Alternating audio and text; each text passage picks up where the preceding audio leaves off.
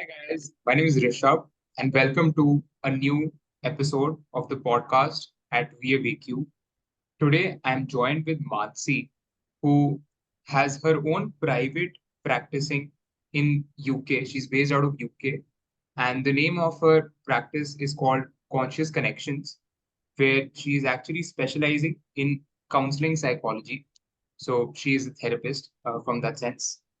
Also, I was told that not to address you as doctor, so it just came to my mind not to address you. But anyways, it's a pleasure to have you here, Mansi. Could you tell a bit about yourself as to how your journey began and what you're doing right now? Right. Thank you so much for such a warm welcome and introduction. So, my journey started in India as a counseling psychologist. I was trained as a counseling psychologist, worked in Indian mental health setup, in school setup, especially with children and teenagers for almost 8, 9 years. And then 2016, I moved to UK. Once I was in UK, my first job ever was in National Health Services, which is the public sector there, and I was working with CAMS, which is child adolescent mental health. So I worked in UK for 8 years in the child adolescent mental health setup, where we came across a lot of people with mental health issues, and those were moderate to severe mental health issues. It was very interesting working there in that environment. I also got an opportunity to train there in dialectical behavior therapy, which we'll be talking about today. But it was very interesting journey working with such a diverse, different population, a different mindset as well, different culture. And then January this year, I moved to Norway from UK, and then March, I've just started my own practice. So it's a beautiful blend of working with people from India, from UK, and now in Norway with Norway people as well. So it's very interesting. That's amazing to know. And you had mentioned that you used DBT, which is um, diabolic. Could you just tell the full Dialectical. form? Sorry, I even forgot. Dialectical behavioral therapy. So at least from my knowledge, in India, at least I've heard that this technique is not used as widely compared to something like CBT or other well-known techniques to address mental health issues, or it's not used as a toolkit in their inventory box as frequently as maybe it should. And since you specialize in this technique, could you tell someone who might be a layman like me, who might not be from the most well-read psychology background, since I am a BBA graduate, what exactly is DBT and how is it different from other traditional approaches to tackle any therapeutic remedy? So DBT is dialectical behavior therapy. It was Marsha Linhine who started that. She wrote a book for the treatment of borderline personality disorder. That's where DBT came across, and that's where it was born. DBT is a talking therapy, like cognitive behavior therapy and other sorts of therapy also. But the thing with DBT is it is fairly new, but it is also focusing on acceptance and change. So it kind of helps you to understand and accept your difficulties, your emotional distress and problems, and then it shows you how you can make changes with that, rather than just sitting in that victim mode, or rather than just being upset about your difficulties. How do you accept it, and how do you move on, or how do you make the adequate changes in your life? DBT is mostly used predominantly for borderline personality disorder. That's where it started. But now it's also called, instead of borderline personality disorder, it is now called as EUPD, which is emotionally unstable personality disorder. It is also used for other mental health difficulties, also like anxiety, depression, also. So it is quite unique and different in its own ways, because you have different, it's a very skills based approach also. So you have a lot of techniques and strategies that you can use to work through different areas of your life. It also has four important elements that and modules that you would call. So one is mindfulness. The second one is distress tolerance. The third is emotional regulation. And the fourth one is interpersonal effectiveness. So just a bit about that, Rishabh, is Mindfulness is how you can be in present and manage your feelings, emotion, be aware of your thoughts. Distress Right. tolerance, as the name goes, is tolerating distress. So if you have any difficulties, any distress, how do you manage that? What are the skill strategies you would use to manage it? Then you have emotional regulation, which is basically when you are very distressed and when you are emotional, overwhelmed, anxious, agitated, what do you do? How do you manage those? How do you regulate? How do you manage your emotions? Those are those skills. And then you have interpersonal effectiveness, which is basically about how do you effectively communicate with a lot of people, because that is another problem also, that if you do not have proper communication, if you have some misunderstanding, that will lead to a lot of disagreements and a lot of issues, and then causing distress and other mental health issues also. Okay. So if I had to add on to the theoretical part of DBT, since you have had practical exposure on how to handle clients with this technique, could you maybe share a bit about your real life case, or I would say, of course, keeping things confidential, as to what kind of setting a patient comes in and for what settings regarding their mental health concerns can be used, as in this technique can be used to address them, as in how does it actually practically get implemented? Could you tell a bit about that? Yeah, so I'd like to talk about this particular client that comes on my mind right now. So, this person was almost 17 years old. She came with her parents, and she had a lot of presentation symptoms I would talk about, which shows that she had emotionally unstable personality as well. So she was quite a lot self-harming on almost daily basis. She was also putting herself in a risky behaviors. She was having a lot of suicidal thoughts. She had attempted once or twice to end her life by taking pills and overdosing on them. She was very unstable in her relationships as well. Like she couldn't maintain friendships or any relationships. She would have a lot of arguments with her parents and her friends. So a lot of emotionally unstable. That's what her presentation was. When I started working with her, because DBT is practiced in a team. So we were seeing her as a team approach, and it was very interesting to see that when we started DBT, so DBT is quite intense and quite a long-term process also. We work in team where we are providing them individual one-to-one therapy, but at the same time they're getting something like a group therapy where they are learning skills in a group setup. So that's how it becomes quite intense. So she was very committed, and she was attending, she was very consistent in it. She was attending all her groups sessions, learning different kinds of DBT skills. She was attending one-to-one therapy with me also. So it was very interesting to see that she was putting so much hard work and she wanted to see that change. So she had accepted, as I mentioned, DBT is all about acceptance and change. So she accepted the trauma that had happened in her life, the difficulties that she had experienced. So it was very interesting to see her journey towards the change. So as she started using DBT skills and techniques and strategies, she found a lot of changes in herself where she was able to manage her distress. She was able to control and regulate her emotions. And as a result, her self harming absolutely dropped down. And there was a point when she completely stopped self harming, because instead of self harming, which was like a way of unhealthy coping mechanism for her, she learned DBT skills and techniques and strategies by which she was able to manage those same difficult emotions and that distress in a different, healthy way. So we looked into other strategies that she could do instead of self-harming. Then that's how her self-harming reduced. Her relationships got better also because she learned a way of communicating better. So if she was getting distressed, she would kind of use those skills and manage her distress, not leaving to a point where she has like an emotional outburst. So eventually it was very interesting to see how all her skills and strategies were put in place by her, and she was able to manage this. So the end result was her self-harming had stopped. Her Okay. family relationship, her friendships, everything were quite improved to a larger extent. And she was most important aware of her triggers and her difficulties, and aware of the points when she could, the right time to use those skills and strategies to manage her emotions. So she became quite mindful about these things, and her awareness also increased a lot. Mhm.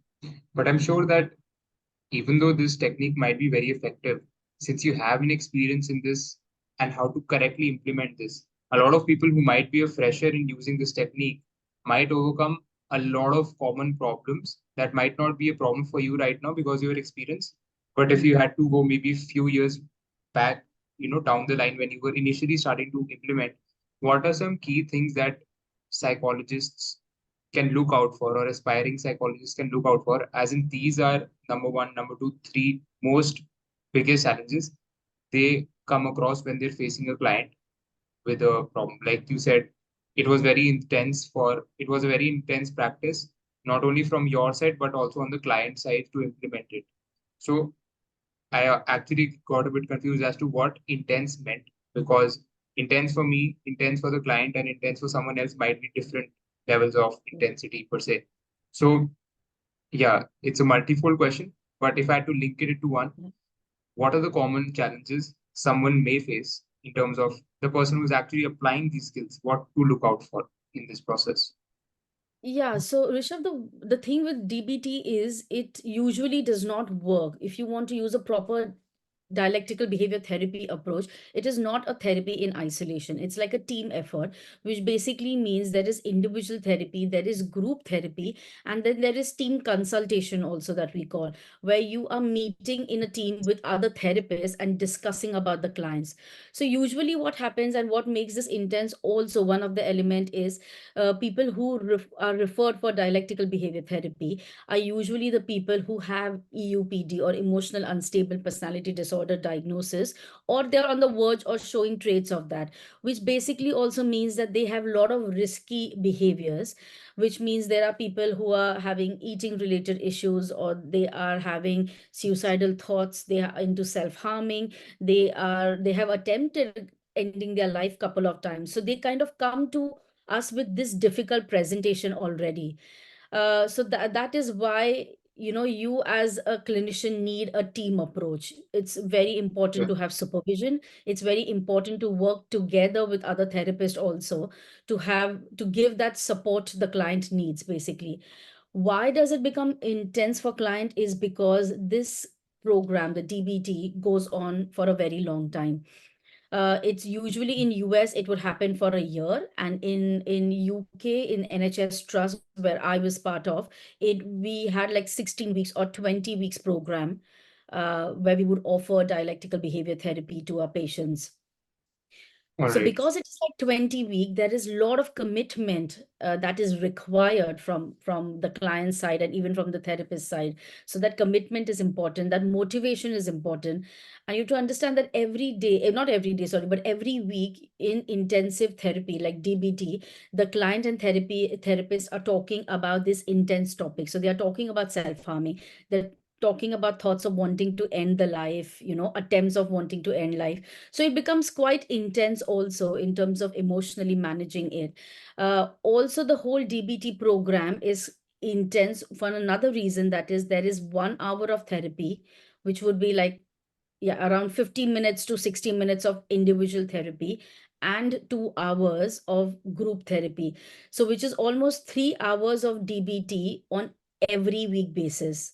So, three Hmm. hours of DBT for a client becomes quite challenging.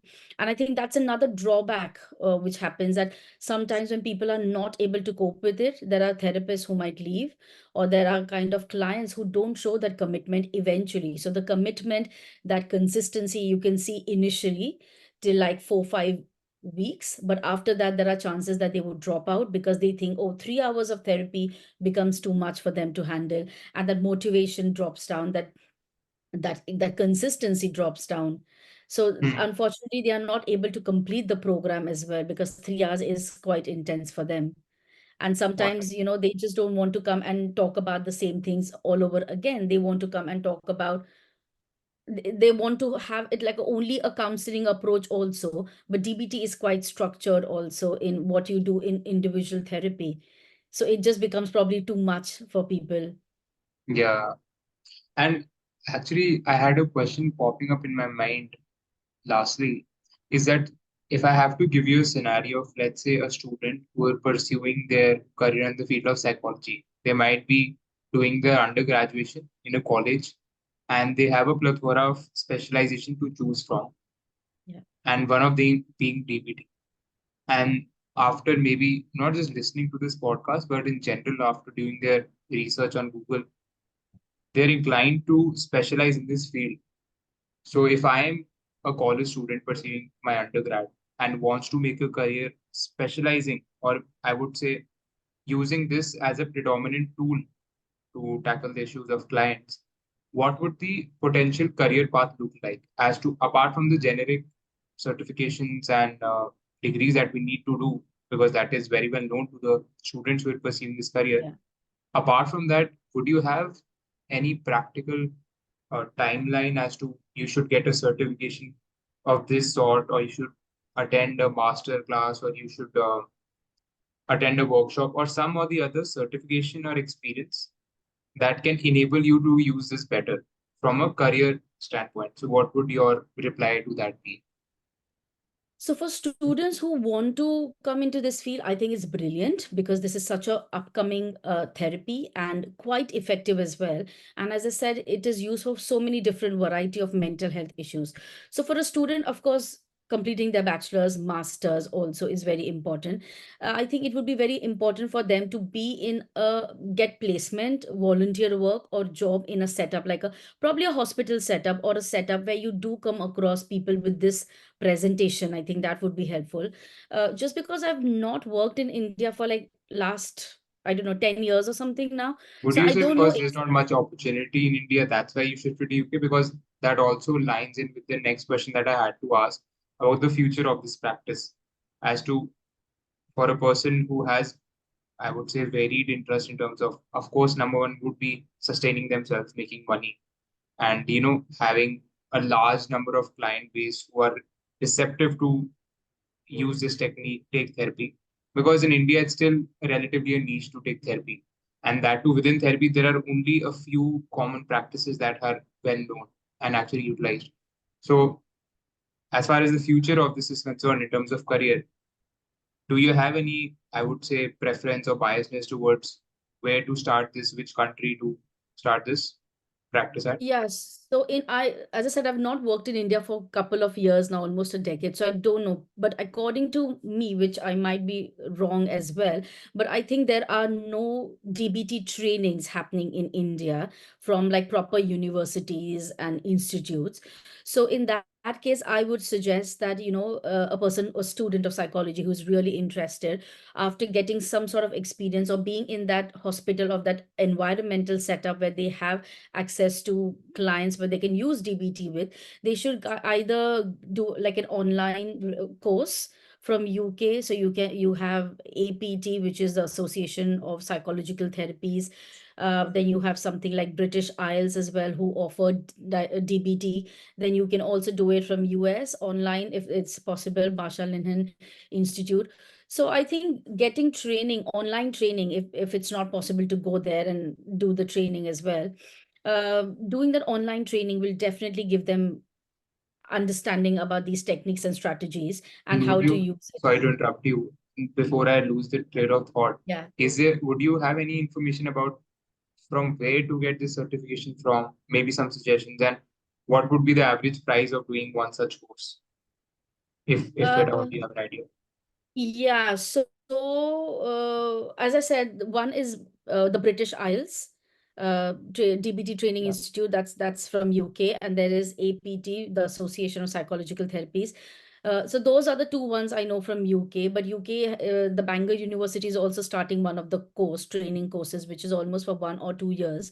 So they can kind of enroll into that. I'm not sure with the prices, but I think the APT, the prices would be around £450, which would be 45,000 rupees, I think so. But you have to see what the current rates are.